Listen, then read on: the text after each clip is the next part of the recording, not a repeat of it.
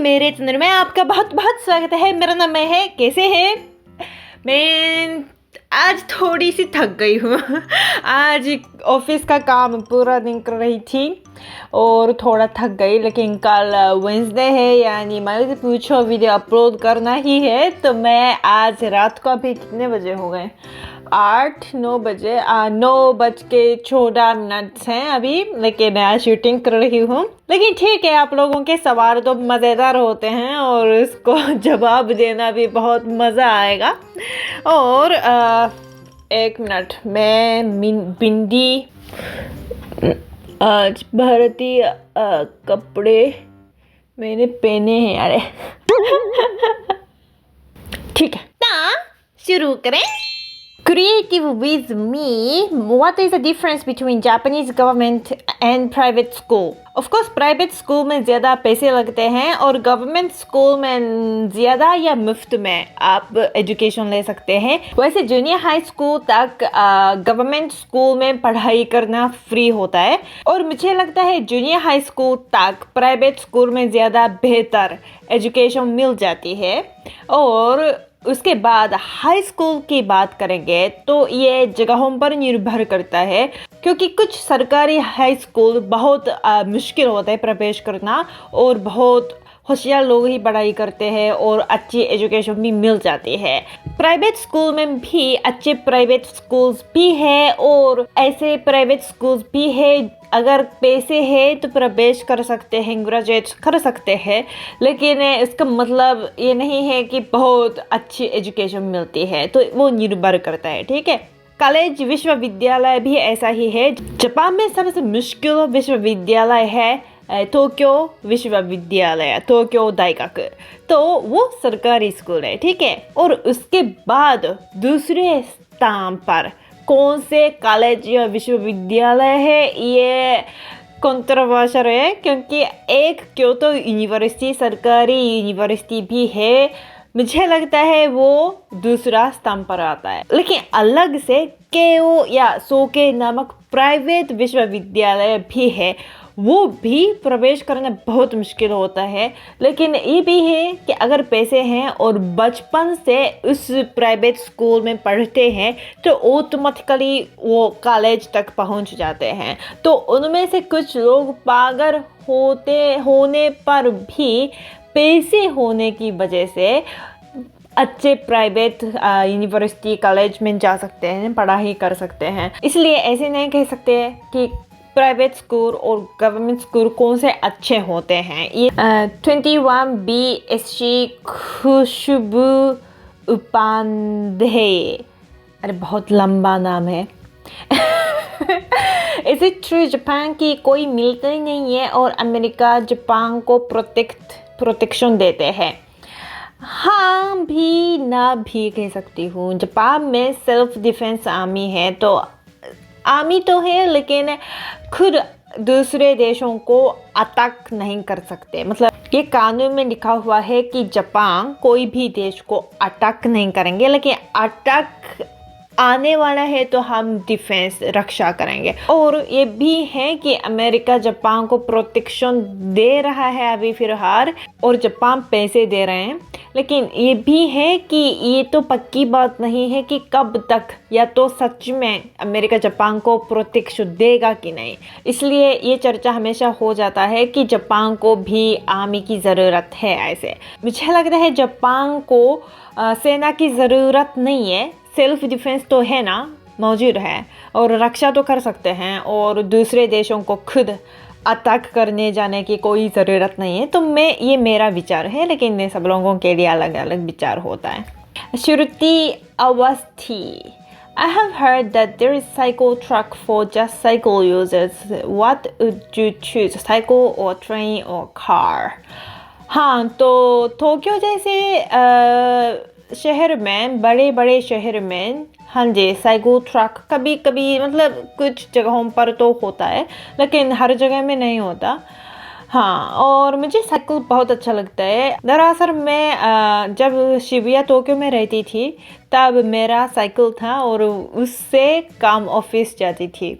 लेकिन एक दिन मैं जल्दी जल्दी एक रास्ते ऊपर से नीचे ऐसे शू जा रही थी और एक इंसान क्रॉस नहीं करना था उस इंसान को, लेकिन वो जो इंसान अचानक मेरे रास्ते पर आ गया और मैं ब्रेक लगा दिया और मैं गिर गई। वैसे गिर गई नहीं, उड़ के गिर गई।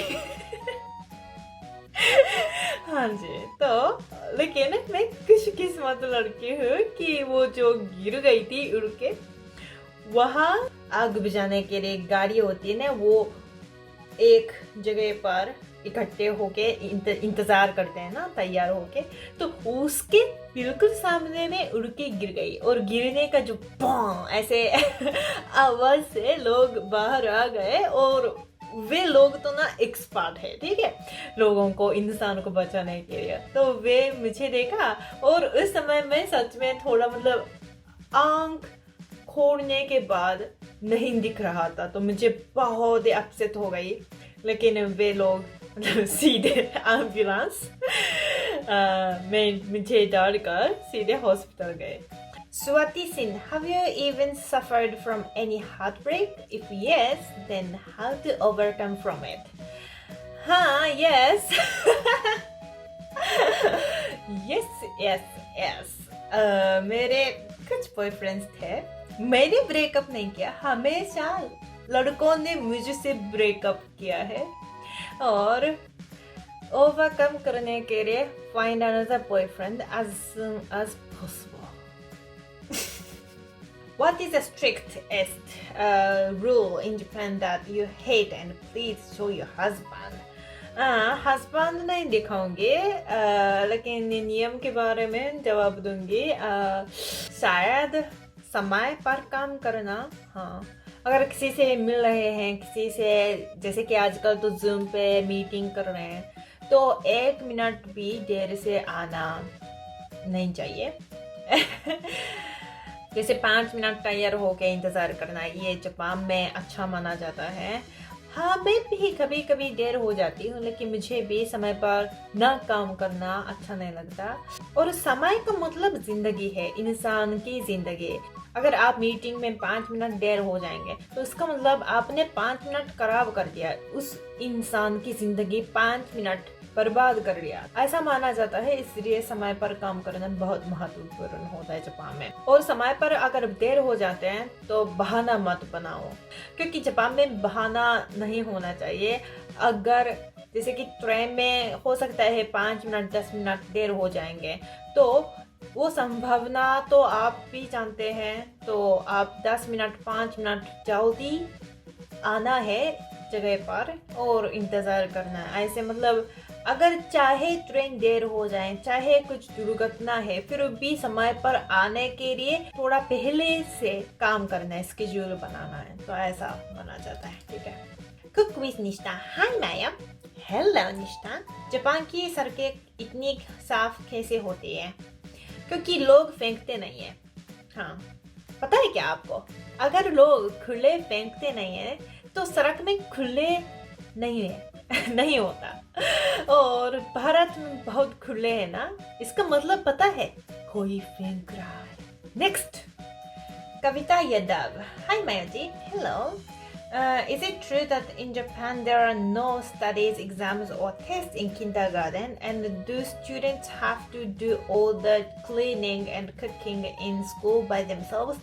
So kindergarten में हाँ जी, एग्जाम नहीं है, स्टडीज नहीं है, टेस्ट नहीं है, बस खेलते हैं। तो 5 साल तक किंडरगार्टन में पढ़ते हैं ना, तो 5 साल तक पढ़ाई कुछ नहीं करते हैं और 6 साल के बाद एलिमेंट्री स्कूल में जाना पड़ता है। और ऑफ कोर्स एलिमेंट्री स्कूल में पढ़ाई और एग्जाम परीक्षा होते हैं।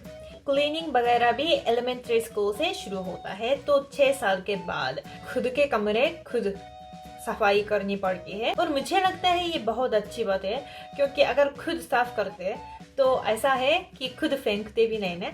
अगर आप खुले फेंकेंगे और कोई इंसान साफ सफाई करता है तो लगता है कि खुले फेंकना भी ठीक है, लेकिन अगर खुद को आपको खुद सफाई करनी होती है तो आप खुद फेंकने की आदत भी नहीं पड़ती। तो ये मुझे लगता है ये अच्छी चीज़ है। Next, Amit. Why Japanese media mostly say negative about India? मैं ये हमेशा सोचती हूँ कि क्यों जापानीज मीडिया भारत के खिलाफ ज़्यादा अच्छी आर्टिकल्स भी हैं, लेकिन खराब बुरी आर्टिकल्स ज़्यादा हैं। और इसका मतलब मीडिया तो लोग जो पढ़ना चाहते हैं ना वो ही लिखते हैं। तो इसका मतलब जापानीज लोग भारत के बारे में, जैसे कि भारत बहुत गरीब है या कास्ट सिस्टम बहुत खराब है, ऐसे चीज़ों को शायद पढ़ना चाहते हैं। और क्यों पढ़ना चाहते हैं? क्योंकि खुद ऐसे सोचना चाहते हैं कि जापान बहुत अच्छा देश है और बाकी देश इतना नहीं है, और देखो भारत तो इतना खराब है। ऐसे सोचने से संतुष्ट हो जाते हैं ना लोग। लेकिन असल में क्या होता है, विश्व युद्ध के बाद ठीक है जापान बहुत तेज विकास हो गया और एक दिन ये कहा गया था कि जापान एशिया देशों में सबसे आगे है, सबसे अच्छा है। लेकिन उसके बाद जापानी इकोनॉमी इतनी अच्छी नहीं कर रही है, ठीक है। और आजकल तो कोरिया या चाइना के कंपनीज जापानी कंपनी से ज्यादा बढ़िया प्रोडक्ट्स तो बनाते हैं कुछ एरियाज में। तो ये कहा जाता है जापान आईटी में बहुत आगे हैं, लेकिन इतना भी नहीं है। जैसे कि जापान से ज्यादा भारत में डिजिटल मनी ज्यादा इस्तेमाल किया जाता है और जापान में थोड़ा ओल्ड फैशन कैश चलता है, और शायद भारत में ज्यादा कागज की प्रयोग नहीं करते होंगे। जापान में अभी भी बहुत पेपर कागज इस्तेमाल किया जाता है। भारत में उबर ओला जैसे टैक्सी एप्स भी बहुत है, लेकिन जापान में तो ज्यादा नहीं है। तो ये बात जापानीज लोग विश्वास नहीं करना चाहते हैं, और भारत जैसे देशों को नीचे देखने से ऐसा संतुष्टि मिलती है कि आज जापान बहुत अच्छा है। तो मैं इसको बदलने की कोशिश करती हूँ, लेकिन समय लगेगा और एक दिन शायद जापानीज लोगों को लगेगा कि अरे जापान तो इतना पीछे हो गया। तो ये भी मैं रोकना चाहूँगी। तो मेरे विचार में जापानीज लोगों को ठीक से समझना पड़ता है कि जापान अब कैसा है, बाकी देश कैसे हैं, और जापान और विकास होने के लिए क्या करना है, किसकी ज़रूरत है। तो ये सब मतलब समझना चाहिए, लेकिन अभी तो people are not facing the reality। Okay, तो आज भी बहुत सवालों पे जवाब दिया होगा, और चलो ठीक है, अभी तो 10 बज गए, तो मैं और थोड़ा काम करूंगी। पता नहीं, मैं आज का थोड़ा वर्कहोलिक बनने जा रही हूँ। तो किसी ने पूछा है कि क्यों आप शॉर्ट्स वीडियो ज़्यादा डालते हैं, लंबे वीडियो आजकल ज़्यादा नहीं बनाते, क्यों नहीं? क्योंकि मेरे पास ज़्यादा समय नहीं है, माफ़ कीजिएगा। लेकिन कोशिश करने वालों की कभी हार नहीं होती है ना। तो मैं कोशिश करूंगी ज़्यादा वीडियोस, मज़ेदार वीडियोस बनाने की, और आप सब्सक्राइब करके लाइक करके इंतज़ार करते रहिए, ठीक है। तो मेरे वीडियो देखने के लिए बहुत बहुत धन्यवाद। फिर मिलेंगे, बाय बाय।